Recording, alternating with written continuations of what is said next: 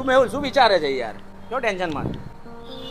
તપનભાઈ યારું મને છે ને એવો વિચાર આવે છે કે આપણે તો એક ટાઈમનું જમવાનું કે 2 ટાઈમનું નીકાળી દઈએ છે, પણ ગરીબો કેમના નીકાળતા હશે? મેં આજે એક રોડ ઉપર ફેમિલી જોયું કે જે માગીને ખાતું હતું. હું વિચારું છું મારા દ્વારા કે હું કંઈક સેવા કરું, કંઈક એવા ફાઉન્ડેશનમાં જોડાવું કે જ્યાં આગળ હું પૈસા આપી શકું અને કંઈક એવી સેવા કરી શકું. તો જો આપણે કિશન કેમ હશે છે યાર?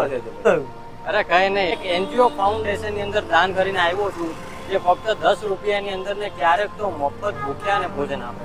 શું વાત છે? કઈ જગ્યાએ છે? લાવ મને પણ બતાવો, મારે પણ એમાં જોડાવું છે. શું વાત છે? જવું છે? હા ચાલો આપણે એની ચાલો ત્યારે આપણે મુલાકાતે જઈએ. ચાલો.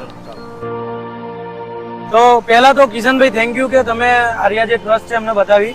થેન્ક યુ સો મચ કે તમે આટલી સેવા કરો છો અને અમને આમાં ભાગ લેવાનો મોકો આપ્યો.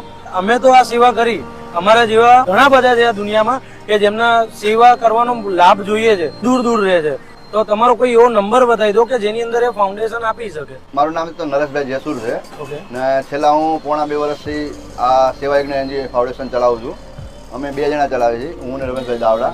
અને જો અમારો કોઈ કોન્ટેક્ટ નંબર જોતો હોય કે અમારે દાન દેવા માટે 8160676733 ગૂગલ પે નંબર બી છે. તો સ્ક્રીન ઉપર પણ તમને નંબર દેખાતો હશે, રૂપિયો જેથી રૂપિયો, 5 રૂપિયા, 10 રૂપિયા તમારથી થાય એટલી સેવા તમે કરી શકો છો.